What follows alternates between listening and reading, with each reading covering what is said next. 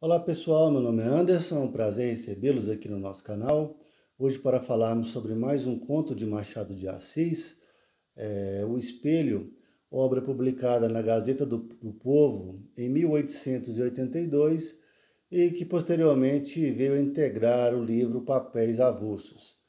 Mas antes de continuarmos, eu gostaria de pedir a você que, caso não seja inscrito ainda no nosso canal, que se inscreva, que curta nossos vídeos, que acione as notificações e que nos acompanhe aqui no YouTube. O Espelho faz parte da fase realista de Machado de Assis e é um conto bastante pequeno.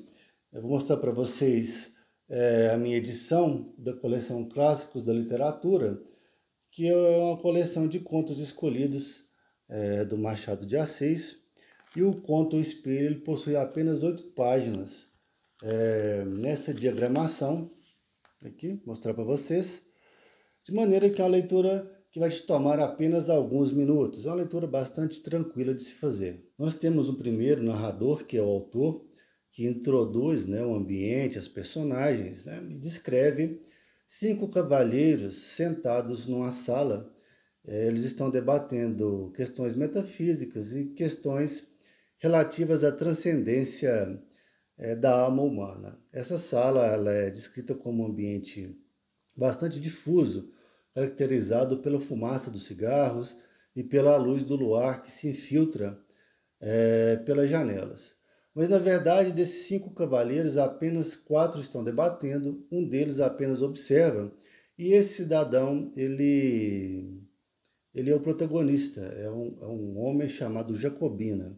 E Jacobina ele se abstém do debate porque ele interpreta a discussão como uma espécie de herança ancestral da violência humana, da agressividade humana.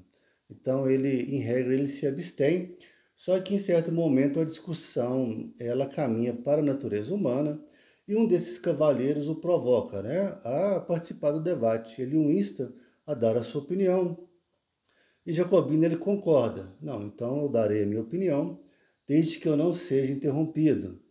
Eu farei um monólogo aqui. E a partir desse momento, a narração da história ela é assumida por Jacobina, que apresenta sua teoria que a essência humana ela é formada por 2 almas, que é uma alma interna, uma alma que olha o mundo de dentro para fora, e uma alma externa, que enxerga o mundo de fora para dentro. E essas 2 almas compõem, elas formam a essência humana como uma espécie de laranja, que tem as suas 2 metades. Uma metade ela não existe sem a outra. E para exemplificar esse seu raciocínio, ele conta a própria experiência de quando ele era jovem.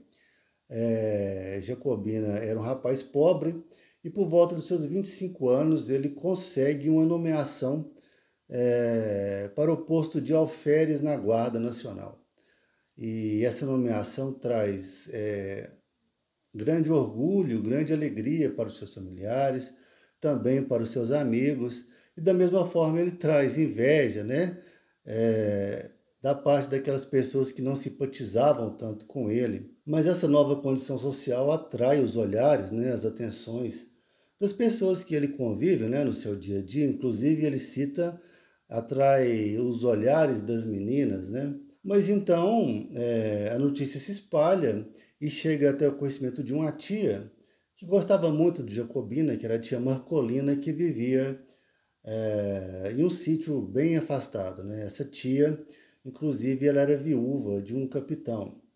E essa tia, ela convida o sobrinho para passar um período, uma temporada no sítio dela, É um período de aproximadamente 30 dias. Inclusive, a tia, no convite, ela informa que ela quer que o rapaz leve os seus uniformes, que ela quer vê-lo vestido de alferes, E, enfim, o Jacobina aceita o convite, ele parte e chega no sítio da tia Marcolina e é recebido com grande alegria por ela, pelos escravos que ela possui na casa e também por um parente lá, um parente do marido dela, que é citado no conto, e todos passam a adular o Jacobina, né? Não chamam ele pelo nome, chamam ele apenas de alferes, o ilustre alferes, e os escravos também se dirigem a ele por esse título, e conjecturas passam a ser feitas a respeito do brilhante futuro, né,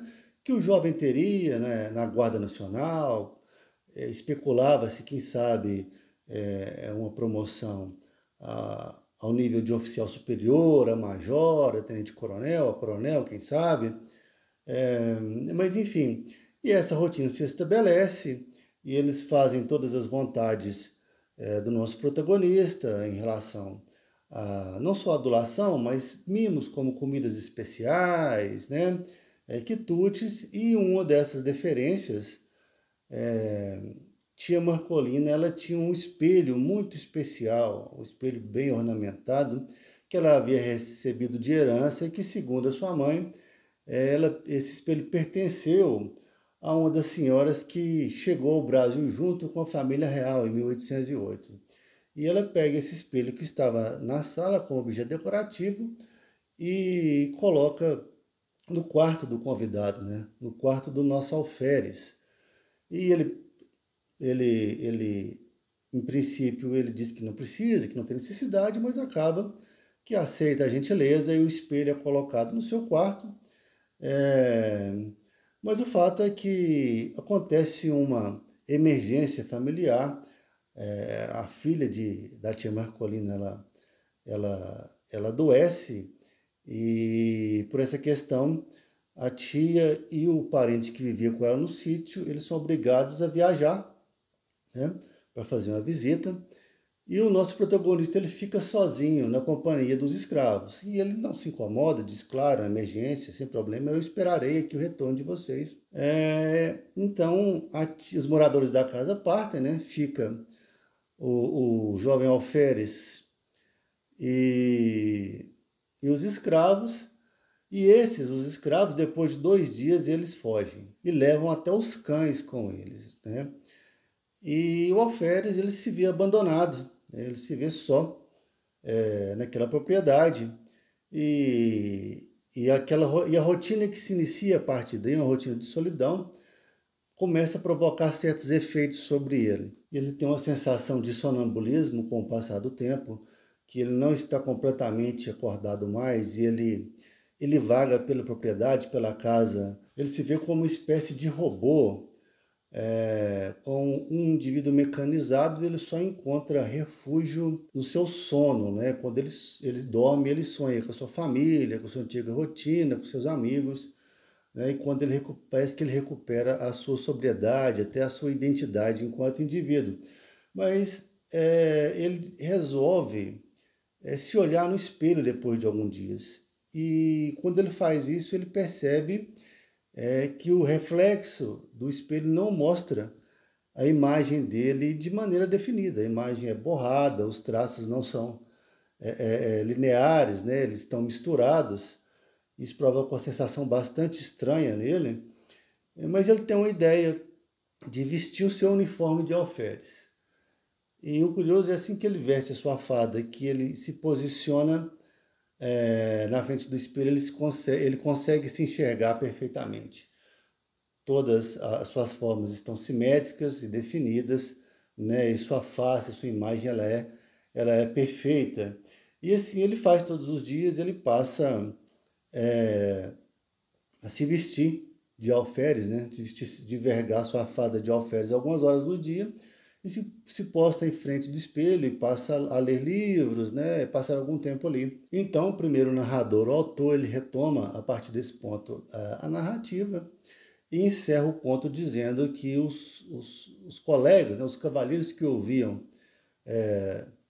o Jacobina, né? Apresentar sua teoria, eles dão por si e eles estão sozinhos na sala. O Jacobina já havia partido. Mas sempre que nós analisamos as obras da fase realista do Machado, nós temos que prestar atenção na ironia, né, nas entrelinhas, que é onde realmente se encontra a mensagem que ele quer passar no texto. E, na verdade, nós temos uma crítica de como o papel social, né, marcado pelas relações sociais, pela vida social, pelo cotidiano externo do indivíduo, né? Fora do seu ambiente privado, ele influencia a personalidade, né? Como o processo interior, que é construído na infância, na juventude, nos primeiros anos da vida, né? No espaço onde você realmente é o que você demonstra livremente as suas ideias, os seus valores, a sua personalidade, como que isso é modificado, como isso é suprimido pelas convenções sociais, né? Nós podemos citar como exemplo como que os papéis sociais, principalmente ligados a posições sociais e a profissões, eles definem o comportamento dos indivíduos, né, no dia a dia.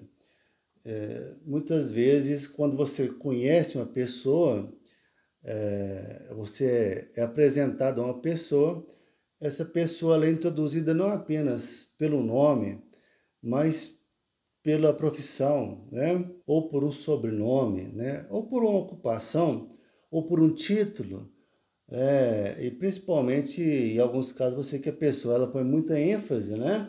Eu sou fulano médico, eu sou advogado, ou sou um funcionário público de alto escalão, eu sou um engenheiro, eu sou um acadêmico, de maneira de dar uma caracterização especial, né? A sua condição. Isso é bastante comum, principalmente com profissões que historicamente elas atribuem status à pessoa, né? Como esses exemplos que eu citei, inclusive como essas próprias condições elas determinam muitas vezes o comportamento dessa pessoa, né?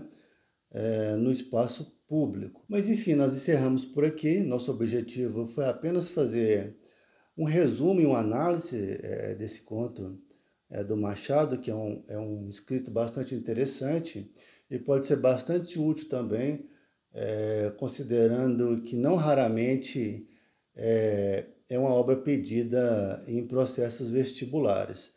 Mas espero que vocês tenham gostado e se tiverem gostado, não deixe de curtir o vídeo, de se inscrever no canal, de acionar as notificações e de nos acompanhar aqui no YouTube. Então, um abraço e até a próxima.